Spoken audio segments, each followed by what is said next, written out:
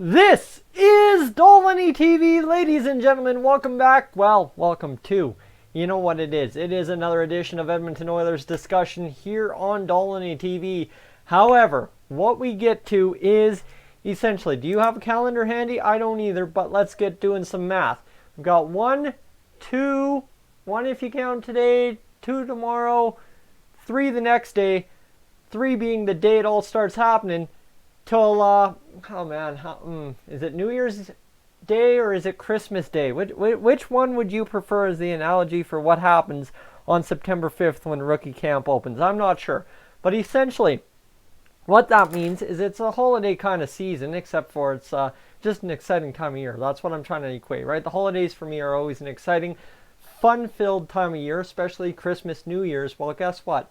We're sitting here 3 days, essentially either December 30th or December 23rd, however you look at it, away from one of an Oilers fan's most exciting days on the calendar when it comes to, well, the hockey season. That being, yes, I'm hyping up rookie camp a little bit more than maybe it needs to be hyped up. I understand that 100%. But guys, the reason I'm talking all about what happens in 3 days is because usually by December 23rd or December 30th, you're sitting there counting down the hours, you're counting down everything because things are already happening, right? I'm sure a lot of you have that holiday meal with that aunt or cousin that you know you're not going to see on Christmas because you're not quite that close, but you do like to spend some time around the holidays with, or your grandma, or whoever you don't get to see regularly enough, but you do your own family thing on Christmas or New Year's. Well, that's exactly what today is for us as Oilers fans, because what's happening today out there at, well, the downtown community rink, I was going to say Rogers Place, the whole complex, whatever, the Ice District, we might as well use the proper terminology, is the fact that, oh boys, our Edmonton Oilers are informally skating. And that is, well, like I said, steps closer to one of the biggest days on the calendar, which my unofficial season opening is rookie camp opening on September 5th. That's when we'll get the actual breakdown, awesome news coming out of Edmonton Oilers land. Well, it begins informally today with some informal skates at the downtown community rink, and we have a plenty of stuff to get to. Let me get, where am I? That's Nygaard stuff. We'll get to that in a moment.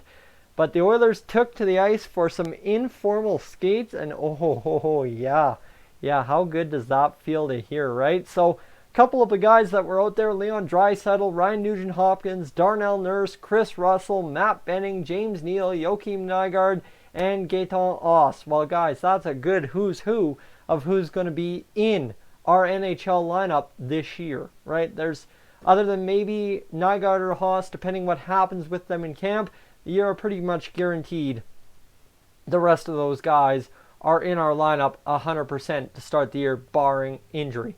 So, those are the guys NHL caliber.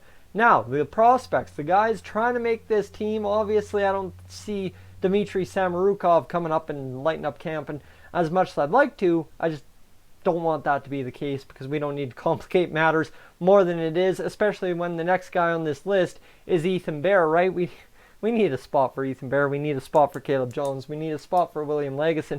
We need a spot for Joel Persson. We need a spot for Evan Bouchard. But guys, we are literally less than 10 days away from camp opening and things getting clearer for us, so thank goodness for that. And of course, the other two guys listed on the prospect skate, Tyler Benson and Kyler Yamamoto. So one thing I'm really excited to see out of this list, obviously, is Tyler Benson being out there itching to go. I am so excited, so hopeful to just see him push it. Because you know what? If Tyler Benson comes in and tries to earn a job in camp, that is going to make this roster tenfold better than it already kind of is, depending on how you look at the depth kind of challenges the bottom 6 faces in terms of earning a job in the NHL to start the season. Tyler Benson, if he wants to make this a mess, he will, and it is one heck of a mess I think Ken Holland would love to have on his hands.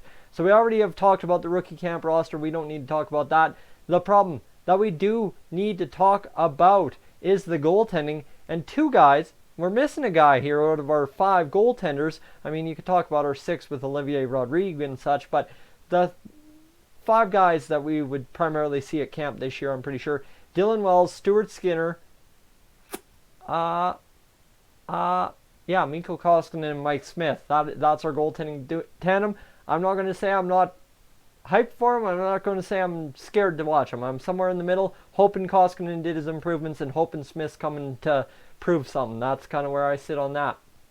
So with that said, it was first Dylan Wells and Stuart Skinner took shots for the large group, and then Mikko Koskinen and Mike Smith hit the ice after. That's totally fair. They've got to warm up slower and stuff as it goes. They are older players, and they have a lot more miles on them. Unfortunately, as goaltenders, that's the one knock. I know. I understand. It's tough. No, I'm doing it for effect now. So essentially, let's go talk to, I think this one is about Haas and Nygaard, talking about their first impressions of Rogers Place. Essentially, they're so wowed by it, and there's a lot going on for them adjusting to Edmonton and the NHL. That's sure, we've been over that a million times. So what we're getting at is Nygaard and his transition to the speed. Essentially, you can read this blog and these quotes at edmontonoilers.com/news. You'll find it all there by Paul Gazzola, not Tom Gazzola. And so whether it's Europe or North America, Nygaard is hoping he can burn the same rubber. And essentially, he got out there, skated his legs off at the downtown community rink, and well, he kind of noticed the difference between NHL and European ice, as he should. But that's probably a good thing that he notices it now and not in his first NHL game on October 2nd, right? That's a very good thing.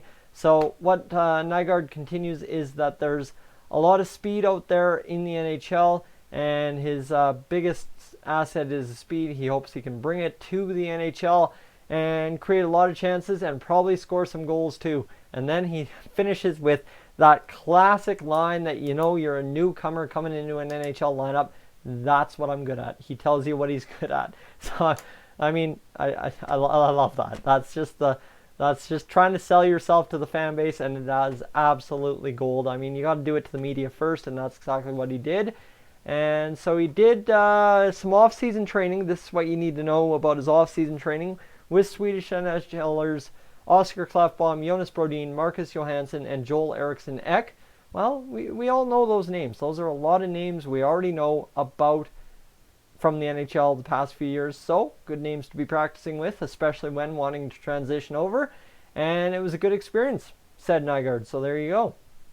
And so then you get to Oscar Klefbom, who has some ties to Nygaard from back in Sweden. And he says, it's going to be fun to see, and I'm interested to see how he handles the smaller ice, the speed, and the competition part of it, because it's very different.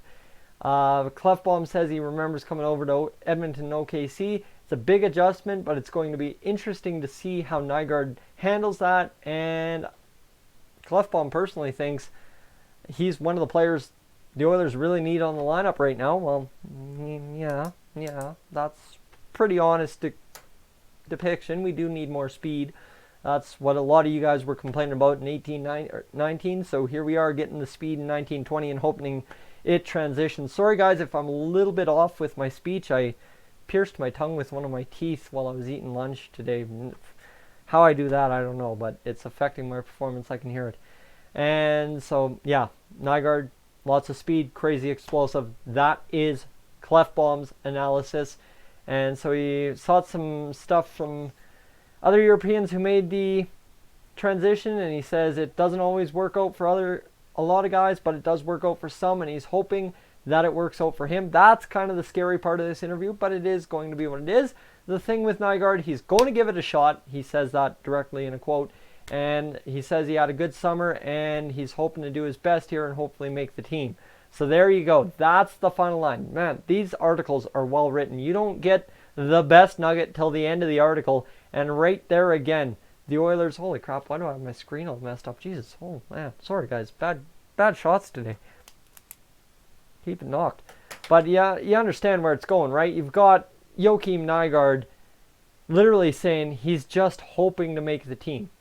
Like, that's a good, honest depiction. You don't know how your game's going to transition, but you're hoping it pans out, and that's mint to hear from a guy like Joakim Nygard, who realistically, if he earns a spot in the team, he's got a place. but he's got to earn it at first, and that's what this camp's all about. So the last blog is Gaetan Haas being determined to help the Oilers improve their faceoffs. And, well, it's a good time, is because Gaetan Haas basically admits he was asked first thing by Bob Stauffer about faceoffs. He says, well, this is what he says. Let me see. Tippett said in an interview. So, back on July 30th, Tippett had a quote saying that players get better over time with faceoffs, but you've got to be willing to get better, and that's a point with Draisaitl, McDavid, and Nuge that we really need to happen, right? They have okay faceoffs. McDavid's still the weakest, I believe, statistically over the past 3 years at that stat, but you got to get better, and you get better at time. And I mean, you look at a guy like Patrice Bergeron, who's absolutely come up and crushed it. There's no water in my water bottle. Right, there's guys that get so much better over time, and it is a thing you've got to be willing to get better at. And so Tippett said, I've already talked to Brian Wiseman about some face-off stuff. It's not just the player taking the face-off, it's the reaction to the players around it. So this is the key. The Oilers are going to, in this estimation of this quote, improve the stat right through the lineup with everybody, not just the face-off part of it, but how they react, is the fact that we're going to have a little bit more, willingness to dig deep, willingness to get dirty to try and win a face-off. And that is right to what I was preaching at the end of last year, heart and hustle. And that is one big category that you can see the heart and hustle of a hockey team pay off is in the face-off percentage. I mean, if you want to start with the puck first, you got to do everything to get the puck first. And that, well, how do you get the puck first? Off a face-off, obviously. So how do you do it? Heart and hustle, dig in, get the job done, and go as hard as possible. So that makes sense that a guy like Gaetan Haas, who's a centerman, who wants to be a center in the NHL, his number one focus on a weak face-off team would be to dig in and do his best and hope that the coaching staff is behind him, as they say they are, to do the job as dirty and efficiently as possible. And that's one thing. That's one beauty. You can have a dirty face-off winning set, and that's actually a good thing. Whereas if you have a dirty setup on the penalty kill, not in a good way usually, what does it lead to? We've seen as Oilers fans, it leads to a bad time. So we don't need that. We need a dirty face-off approach. Not necessarily dirty as in whacking ankles, but dirty as in getting those noses in places they realistically shouldn't be when you're trying to win a face-off, to get that puck first. And that is the key this year from Dave Tippett and Brian Wiseman. By the sounds of it, and you got Gaetan Haas, hopefully the rest of the team buying in. Guys, that would be huge. Now, you've got Gaetan Haas. The other part of this article is that he talked to some other players from the NHL who have done the face-off dot. He said, 6 years ago I wasn't the best at face-offs, but I started to work on it. Key thing, right? Centers get better at time. And he says, this summer I met a couple of guys on the ice like Nico Hischier and Artem Anisimov. So we talked together, and he gave me a couple of tips for face-offs too. And this is the key. Those are foreign-born players from Canada or the US, but they are guys who have been in the NHL a couple years now, and they are key guys for their teams in the face-off dot. And even if they aren't, they know a little bit about winning an NHL face-off. If you know nothing, you're going to lose every one. Well, guess what? Most guys at least operate in the 40% range, so you know a little something. You might get beat by the elite guys you face 4 times a year, but you understand where I'm going with it. So they just gave him some tips, and he said, I'm going to keep practicing, and we'll see. So, the basic news here. What did I learn from the articles from EdmontonOilers.com and the Edmonton Oilers Informal Skate and little bit of pressers today with some players? What did I learn? I learned that the Oilers are going to be keying in on team face-offs. That's a huge one. Get dirty, get greasy, get a win. Now you've got Gaetan Haas and you've got Joakim Nygard not expecting to make the team. They're here to earn it. They're here to make the team better. They're here to do a job that wasn't done last year. Okay, that's good. And what else did I learn? I learned that our boys are back. Our boys are ready to rip. It is December 23rd. Christmas is on September 5th. The season officially opens. And ladies and gentlemen, it will be almost time to get into games. We'll be 2 days away from games on September 5th, and I can smell Saturday evening after ball on the weekend. sitting back, kicking back with you guys, watching the game stream on YouTube, and of course, hopefully hosting my own stream here on Dolynny TV as we sit down, talk, and react. But I'll leave that one open to you. Do you want to sit there and talk in the Edmonton Oilers chat? You let me know. I'm Tyson, this is Dolynny TV. Guys, that's my breakdown of the Informal Skates based on what I read today. I am up on out of here.